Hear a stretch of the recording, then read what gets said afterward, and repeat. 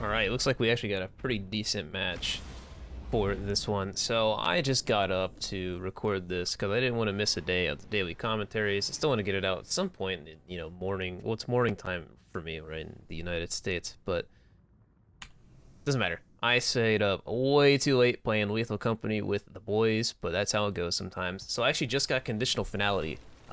Cool, super shoddy, awesome, whatever. Really excited to play around with it. I played a few matches, whatever. I get the Igneous Hammer. Nothing too wacky-tacky going on there. Not a perfect roll by any means, but whatever, I'll work with it. And the build here is kind of built around the theory of playing against barricades. Now, let me explain how I arrived to this conclusion. Simply put, I'm better. No, that's not what happened at all. Me, Drewski, and Cammy, myself, Drewski, and Cammy, played some ranked, and it didn't go bad, but I definitely got beat up by some of the more meta approaches and more, obviously if you play ranked or comp or anything like that right now, you know that 90% of the gameplay is spent staring at people sitting behind a barricade. And so a lot of people say, well, why don't you play Shadebinder? Why don't you play Shadebinder? And I tried Shadebinder, and I don't think Shadebinder was awful. The thing with Shadebinder is such a slow playstyle, and that's just not the kind of player I am. I don't want to say I get antsy, but like I don't know, it's just not the kind of playstyle I really appreciate, you know? I don't really find it to be particularly an engaging way to play, like throwing turrets around the map and waiting for them to hit people twice. You know, I just find that to be a little boring. And I find that the approach to, I don't want to say hand cannoning specifically, but the approach that Igneous Hammer affords me and my team definitely, I think, works for us better than me doing something like sitting in spawn with a sniper rifle on a barricade with 240 HP, right? So, with that in mind, the theory here is kind of to play around barricades and against barricades in a manner that affords my team the most luxury when I make an individual play.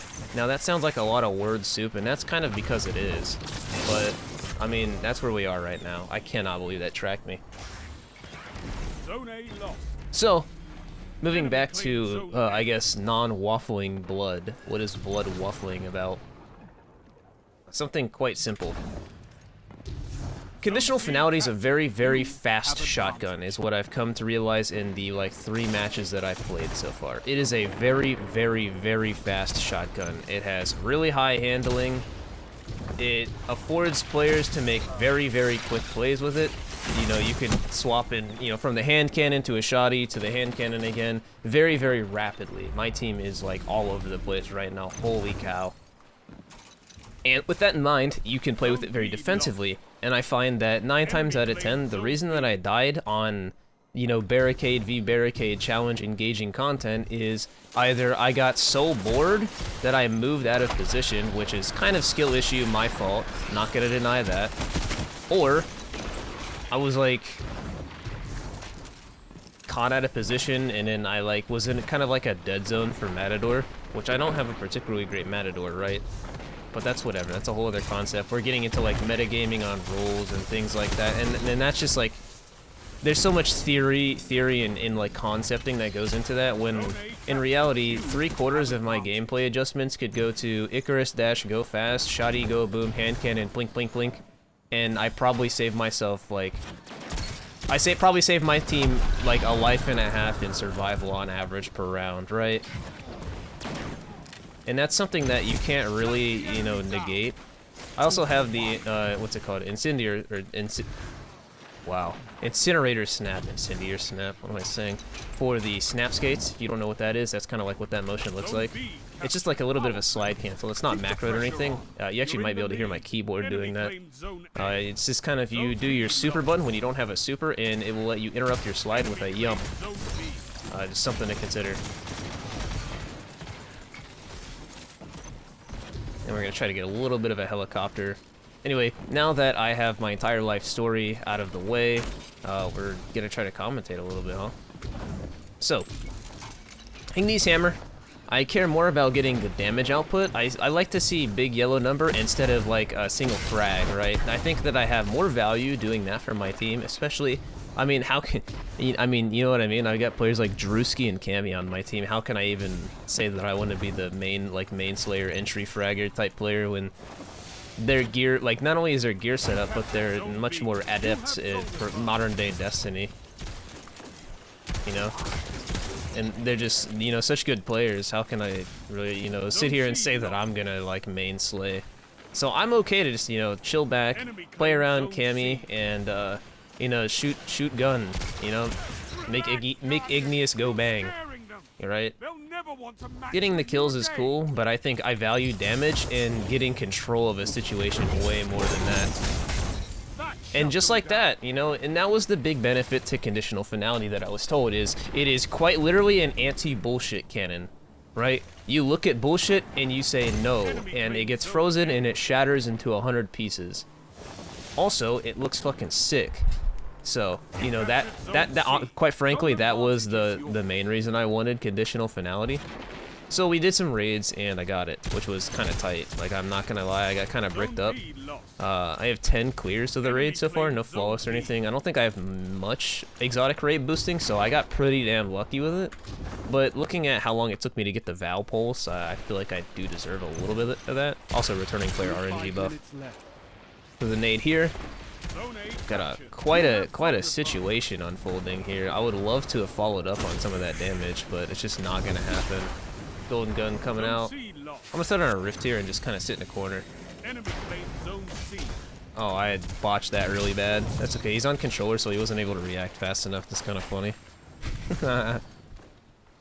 Anyway, get slowed down a little bit here. I see the shadow on the left, so I know he's like quite close.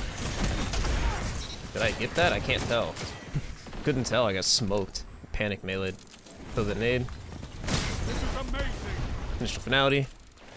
Reload my shells and anchor this up. I feel like I anchored that pretty damn well given the circumstances. Not gonna chase it. It's not worth it. Kill is cool, but this is an objective mode, so we're gonna play objective. 8 kill 10k. Gonna be kicking the bucket there real fast. No kizzy, bro, on God. Oh, that guy's got a pulse, and I know that I lose this gunfight 20 out of 20 times, so that's alright. I mean, I did what I could, right? I got kind of turtled out really hard. He read the situation pretty well. Again, the team here is a little slower. Maybe they were capping B or something. Maybe there's a context that I was lacking. That's kind of how it goes, though. I'm gonna get over here and try to assist. Oh, well, that works. And let's try to go get C flag. Again, being a little mindful. This, I shouldn't, like, make solo plays with this. Because if I, you know, come across, like, 2 guys who are pretty aggressive or running 140s, or I get like, gapped on the, gapped by the SMG, like, it's kind of a done deal. Like, it's pretty over, so. Like, kind of like what's happening right now, right? Like, they're getting the gap closed on me. I gotta fall off. Like, I have to respect the positioning and the damage output that an SMG is gonna be able to get. Kind of like that, you know? If they close the gap on you, and again, I find myself questioning where the whole team was at. Not defending our primary flag there, but that's alright. I think that I expect too much from the very obviously new players that I get in these quick play matches, so that's kind of on me. Anyway, get back it up. Try to go defend A, because Game Sense is kind of screaming to me that, yeah, there's going to be Jamers over here. Nice pick there. Nice pick there. And I was going to say, if I can get the conditional hit here, we're gaming. Wow, these guys throwing the kitchen sink at me, huh? Jesus Christ. I was a little anxious on the Thorn. I know that I'm kind of in, like, peak flinch range there, so I didn't really want to have to deal with that. Nah, whatever. Anti-bullshit cannon go. Missile 3-tap there. I am still kind of figuring out how I want to play a little bit faster with this loadout, so. Anyway, I'm not super great on solar. We're making it happen, boys. I feel like I am playing a little disciplined, granted the circumstances. I am definitely playing a little slower. But, I mean, hey, what can you do, right? Go down a rift, try to neutralize. See, this guy runs into the firing line. There's no way, right? He did. He did it. He really did it. Is that a glaive? Yeah, it is. You made that look easy, Warlock. Enemy claimed zone B. Missile, plink, plink, plink. Like I said, I tend to value the damage a little bit more with this. As noble as that seems. Noble, humble, I don't know. I do say that I kind of want to throw this super at B. So I'm glad I didn't feel like a need to throw it down there. Oh, they have like, what is that, a Nova Bomb and a Blade Barrage? So that's my direct shutout. He's at heavy ammo, so I can kind of use that to my advantage. They never expect players to be up here, so this kind of works. That's really annoying, dude. Random sword slashing. That's fine. This gives me a good line of sight to like anchor down this choke point, so I guess that works. It's kind of cope, but whatever. That's why we have fire teams. You have advantage. Yeet. That is certainly a Nova Bomb to throw. Certainly, that's certainly one of the Nova Bombs of all time. It was me, but I was lying. I think I shot the little bubble thing there. I'm in a pretty fucked up situation. It's possible to get out of that if I get the one hit there with the shoddy, but getting flanked, having to deal with two angles at the same time on a very open-ended like engagement there, not gonna happen for me. Anyway, shotgun go bang, swing here, try to get as many picks as I can. Hand cannon go bang, chase this dweeb down, get beasted in the process. And we get the last one on the SMG guy. You love to see it. You love to see it. Impressive. You could give the Red Jacks well, a we lesson won in that by a territory point. control. That wasn't really as clean of a match as I could have gotten, but I'm super tired.